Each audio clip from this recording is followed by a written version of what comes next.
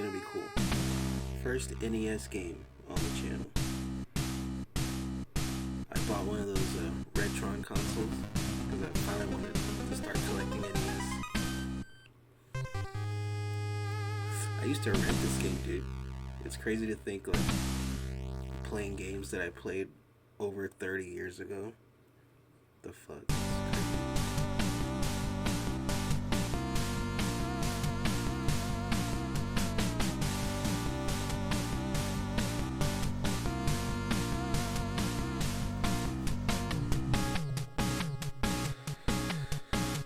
But yeah, I watched Joker 2 finally a couple times. So I want to talk about it a little bit.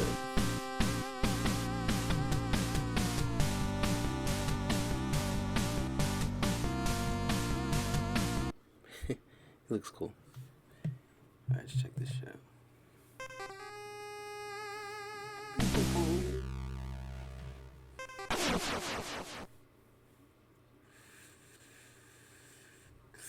It's so cool, dude. I love NES.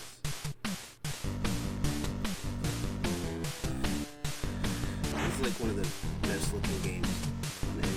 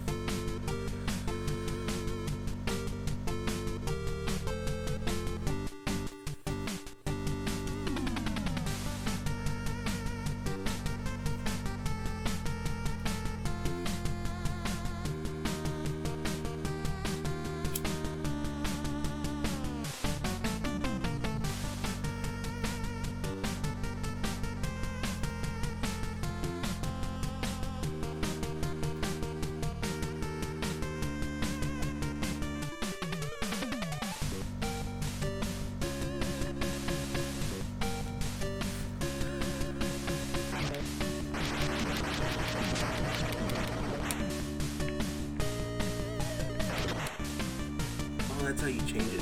Okay. I was testing this out yesterday. I was like, well, it's cool. Kind of like Contra and Castlevania.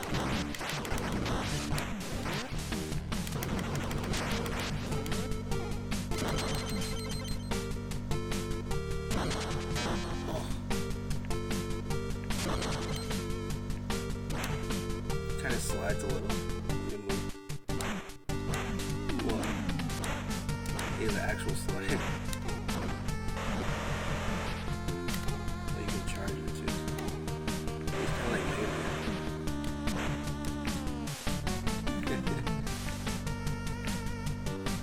I like that animation.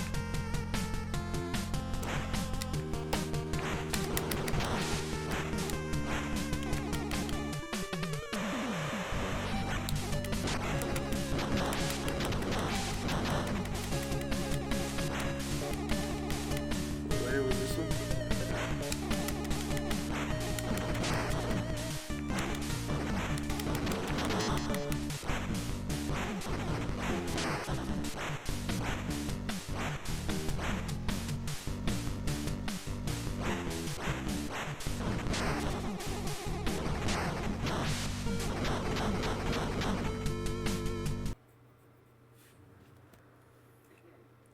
So yeah, I read that like Tarantino said that he loved the movie because it was like a fuck you to the fans, which is kind of like what a lot of people were saying.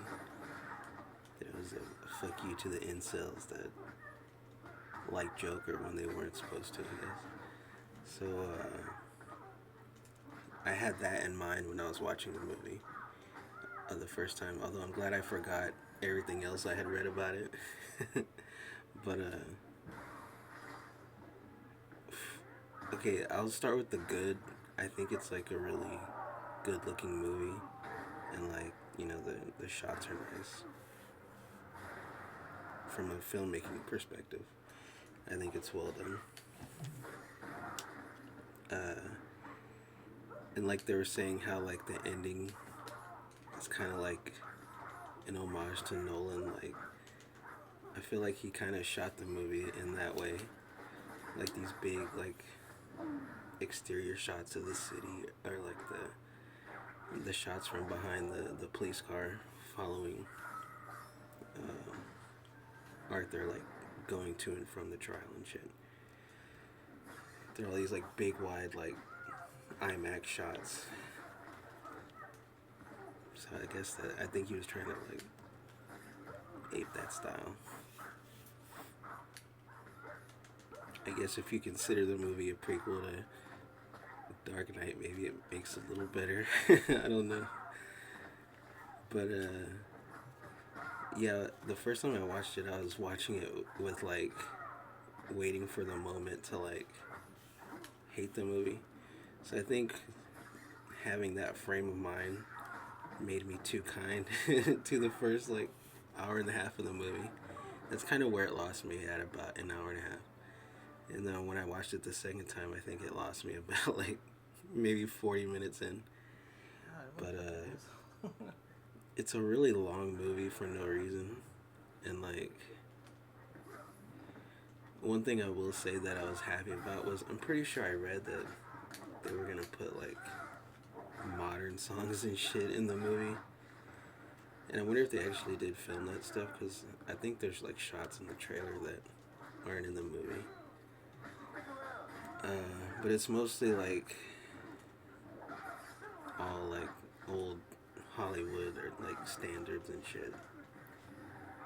From what I can tell, at least, it all kind of stays into one group, the songs I mean. So I was like, well, at least it's not like really fucking cringy with the song choices, you know. A couple of them are pretty good. But yeah, the whole like beginning of the movie, like first 20 minutes, nothing happens. It starts with the cartoon that I guess basically explains that like they say through the whole movie he wasn't really sick and Joker wasn't really there. But in the animation, it's like he did kind of take over for a minute when he was on the De Niro show, the Murray show. But then he like left right after that, so it was like temporary insanity, I guess. But it's not anything he can like really prove. And yeah, it's just like shots of him in Arkham, and he's like back to being just fucking an R word, the hard R word. And Brendan Gleeson is like one of the mean cops. Although when I watched it the second time, Arthur's kind of like a dick to him too for no reason. Like, yeah, they kind of tease him about like wanting to hear a joke and shit, but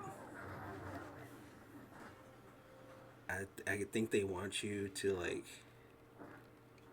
feel that what happens to Arthur later in the movie is justified. It's just fucked up. But yeah, he tells him a shitty joke, and Brendan Gleeson's accent's so thick I could barely like tell what he's saying and shit.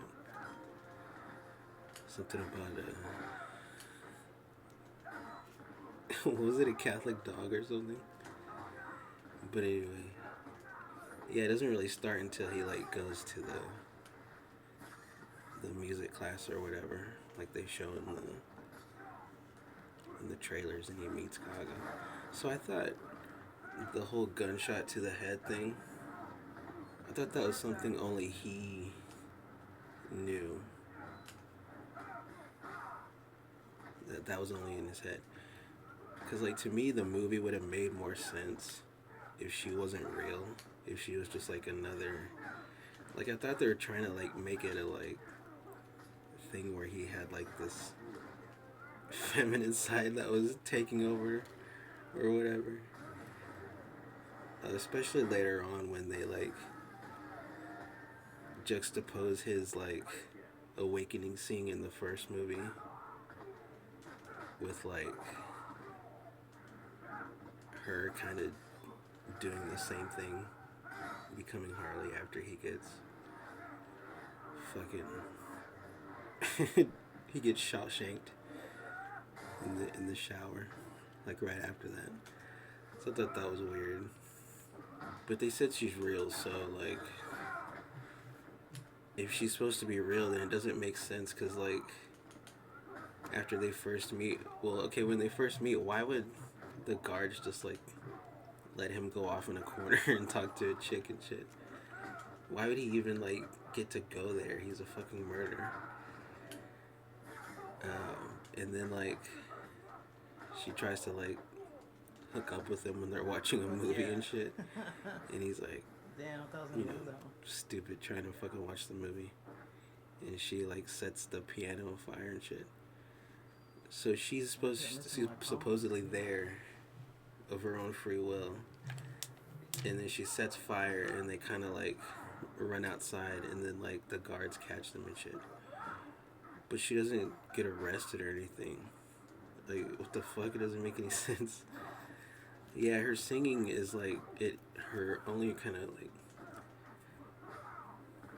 I think her singing, like, I think there's only one song that I kind of like that she sings. Maybe two, but like, I thought her voice was kind of like that chick in Little House. I mean, not Little House, Little Shop of Horrors. That kind of like squeaky, like voice cracking singing. And she has that, and then she has like the fucking Christina Aguilera, like Negro spiritual voice.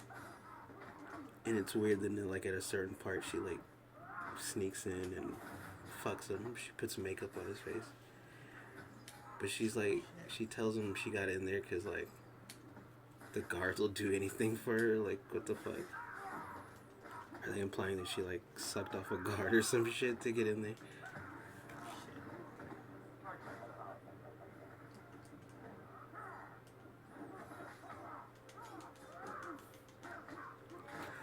And then like after that happens, like, I guess Arthur's like pretending to have Joker back, even though he's just acting like.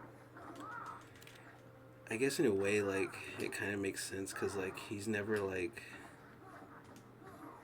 as cool as he is during the Murray Franklin scene. Even when he's trying to be Joker, it's always like a little weird or like cringy. So I guess that makes sense that he like, you never really believe that he kind of has it back. But like, at least he gets to act normal from that point on. Somewhat normal, like, you know, Joaquin gets to act. That's another good thing about the movie is like when he's on screen in the makeup or even without it, but just like getting to talk and say lines instead of being weird.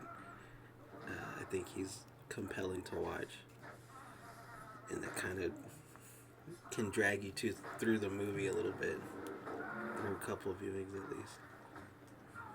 Fuck yeah! Holy shit! Dang!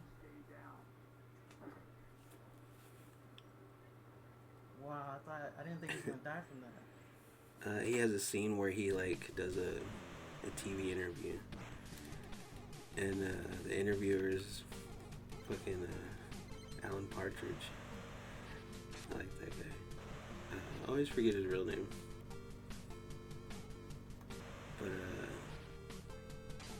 he has one funny line where like Catherine Keener is his lawyer.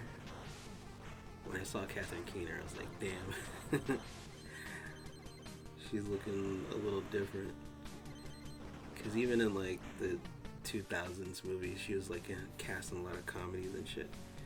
She was always like kind of older, MILF age. And that was like 25 years ago, whatever the fuck. But it is, some of the shots, you know, are very flattering. But she does kind of relatively look like Catherine Keener. But anyway, there's a funny part where Alan Partridge asks him, do I call you Joker or Arthur? And she's like, we already discussed that you have to ask him, call him Arthur, that there is no Joker. Marge is just smoking a cigarette or lighting up a cigarette, and he takes a puff, and he's got like this. There's like he has like a pause. It's like a funny timing, and he's like he tells his producer she has to leave. I don't know, just something about that made me laugh. But yeah, then he gets on and he tells him that he's like no different from everyone else. He's always just like bitching and saying everyone didn't believe in him. And he sings a song to and then for some reason she like throws a trash can through a department store and steals a little TV. It's like they did that for the trailer or some shit. It doesn't make any sense.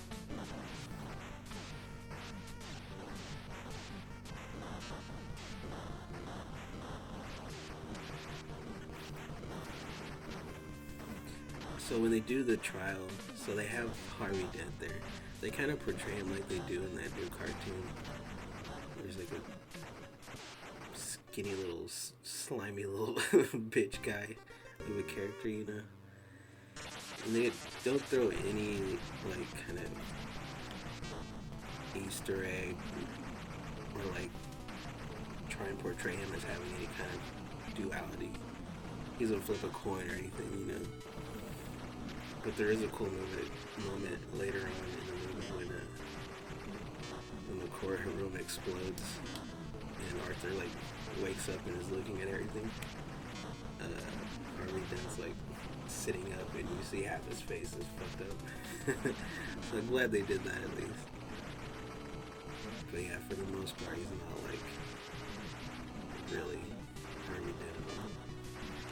And yeah, really in the way there's like certain scenes in the movie that try and make you feel like, is Arthur like a fucking asshole? Because he's like sitting on the guard's bench and shit and like pretending to shoot them. And then like later on at one point after he has like a good moment or a good time at the trial, he comes back and like all the inmates are like singing the Saints Go Marching In, and they're all getting their asses kicked and shit. And he's just standing on a table and laughing and shit, just watching everyone get fucked up. And this other little inmate guy that like likes him and follows him around gets fucking choked out for him. So like, I guess that's another reason like they're trying to like make you hate his character in a way, basically. Oh yeah, and I was thinking like at the trial, why didn't they have like, they could have like had Alfred there or like Bruce, because like don't they say in the first one like it's implied that he's died because of the rioting starts and shit, so they could have like thrown that in there at least. He does have one good song, like in the middle of the courtroom, and where he gets to like, he hits people with chairs and shit, and he hits the judge with a gavel. Well, it's not really bloody. I mean, it should be. Probably the one scene I like of them together, Joaquin and Lee Quinzel, is when he like visits, has like a visitation through glass and shit. And this was another reason why I thought like, how is this real? Because like, she comes in, it's after he finds out that she's been like lying to him, and she like confesses. Oh yeah, and I like how they talk about like, there's a TV movie version of the Joker movie. And he asks her like, well, did you even watch it 100 times or whatever the fuck? And she's like, no, more like 4. And then he's like, well, did you actually like it? She's like, yeah, it was. I thought it would have been cooler if they, instead of Joker 2, they should have just did the TV movie version. Or they should have like shown clips of it and shit through the movie. That would have been cool.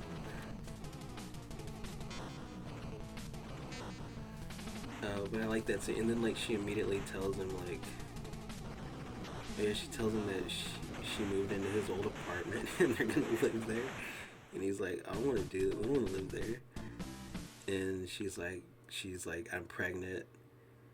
And it's like, what the fuck, dude? And I like this song she starts singing. And she like pulls out her lipstick and puts a smile on the glass, and he like goes up to it and smiles. That was like one of the probably the best scenes. I always say this in comic book movies, like I always look for, because it's pretty much all you get here in a lot of superhero or comic book movies, just little snippets of scenes that you could like imagine out of context in like an actual good movie. So this was like a Batman movie and they were doing Joker Harley, like that would be a good scene, because it's so like crazy and fucked up and surreal, like what she's telling him, like how fast things move. And then at a certain point, Zazie Beetz is on the stand, and I didn't get this part because she's like saying about how she knew the mother a little bit, and they asked her like, what did the mother say about Arthur, and she knew that he was like messed up in the head, and that she had told him this story that he like hung on to and like wanted to be a comedian and a clown and shit. And she's just like putting him down. But they don't mention that that's not all the story that she told him, right? She told him that she was fucking Thomas Wayne's concubine. that she fucked Thomas Wayne, and that was his dad. So that totally, like, if he had actually said what the story was, that would have like helped his case actually. So it's weird that they just ignore that. But that basically like triggers him. That's when he has that courtroom song where he's like beating up everybody, and that prompts him to want to represent himself. Fire Catherine Keener. And he kisses her. He kisses her twice. I don't blame him technically. But anyway, yeah, it's fucking stupid. The judge tells him, I will not let you make this courtroom a fucking circus. But he lets him like paint his face and be Joker. And then yeah, he has a scene, his witness that he calls is Gary Puddles. And I didn't remember who Gary Puddles was, but in my mind I was like, oh, that has to be the fucking dwarf. You know, but yeah, Joaquin does a weird like phony like southern lawyer accent. It's pretty cringy. He commits to it long enough that like you kind of get used to it. He doesn't do it 100% of the time, but like it is kind of weird. And Puddles is just kind of annoying because he's like acting scared the whole time. And I guess what he gets him to do is like just say that Arthur was nice to him, and that's supposed to help his case, I guess. And then yeah, like after that, I guess basically they feel like they won, and that's when, like I said, him and Gaga sing like Negro Spiritual, and she's like, when I was first watching it, I was trying to like gauge how much she was taking over the movie or not, you know, or how much she was wearing out her welcome. And that was about the moment. I felt like it was a little, alright, that's enough. And then yeah, they kind of just could have just ended it there, and you could maybe leave it up to interpretation if he got convicted or not. You could have ended it a bunch of times after that point. So then yeah, he like after he's all happy and shit when he goes back to Arkham, the guards are pissed because he was like talking shit about them on TV. And that's when they fucking R-word him. And there's a funny joke where like Arthur's talking about his mom, and he was like, I would always ask her, why does she like always date these abusive guys? And he was like, she said, beats me. And yeah, they stripped his clothes off and shit. He's like, oh, Jackie, aren't you gonna buy me a drink first? It's like really weird to think that like Brendan Gleeson would get his revenge by fucking him. They could have just beat him up, dude. That was just a little extreme, I think. And then yeah, like I said, it felt like a weird like thing, cause like when he like the lights go out, that's when she comes on and she's like doing her face and becoming Harley and shit. And so I thought it was like, it's supposed to be like interpreted as in his mind, and he's like transitioning or some shit. Joker's becoming a woman.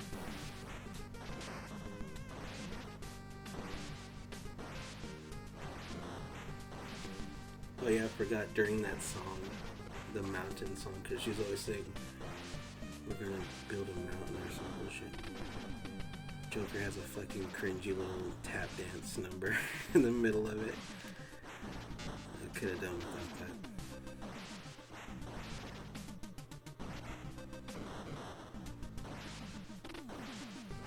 And then he sings another song into the answering machine, because when they do the closing statements, he basically like comes out and says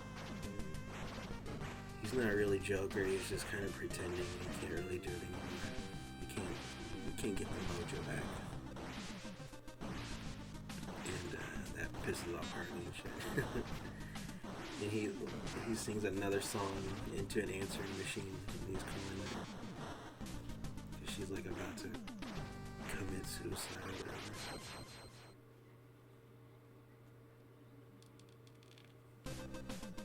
And then yeah, some people blow him up, or blow him out of the courtroom, and some Joker fans find him and try and like take him away. But he gets scared and just runs to the steps from the first movie. And Harley for some reason is there. Lee.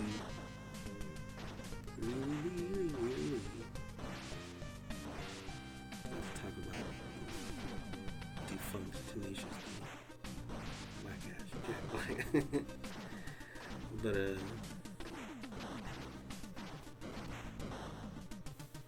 yeah, she basically just says goodbye to him, and then they arrest him.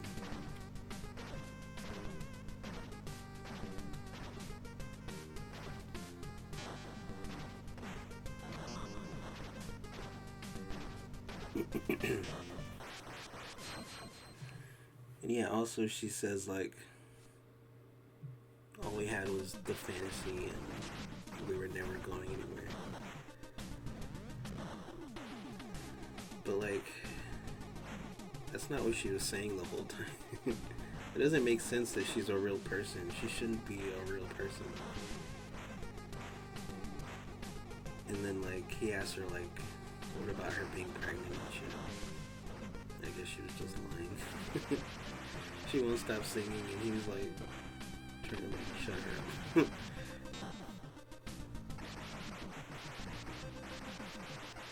And then yeah, I guess like the guard's telling me as a visitor, and that's when there's another weird inmate that you see, kind of like weird effeminate guy. He wants to tell Arthur a joke, and he basically just tells him, you get what you fucking deserve, just like he told Murray. And he shakes his ass. And then, yeah, like, I guess it's supposed to be an homage, like I said, to Dark Knight, because the guy, like, cuts his cheeks and shit. And he starts laughing. I guess you're meant to believe that maybe the guards like just set it up or some shit.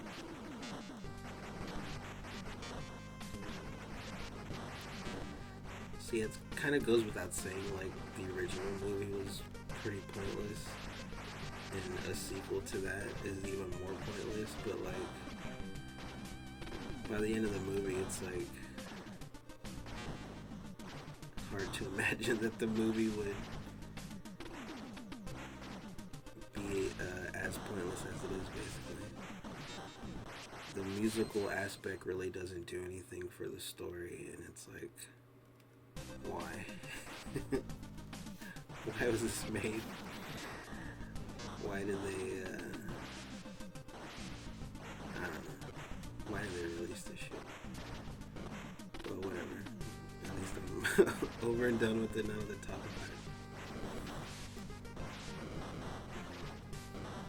I don't know if there's gonna be any, like, lasting legacy over this version of Joker.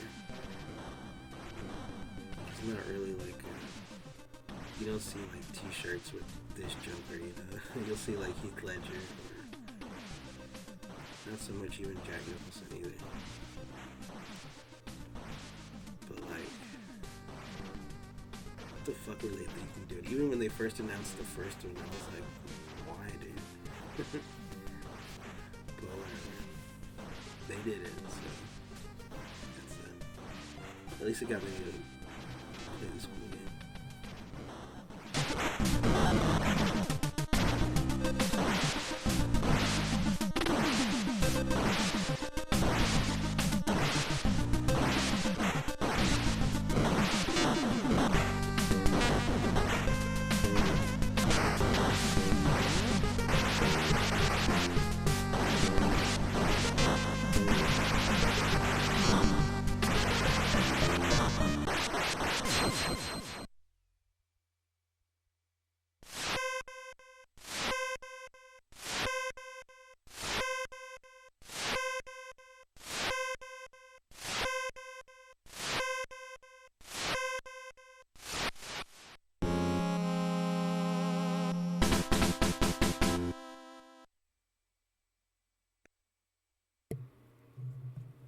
Alright, that was fucked up.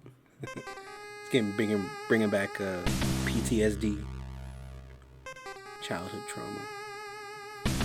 Alright, good shit.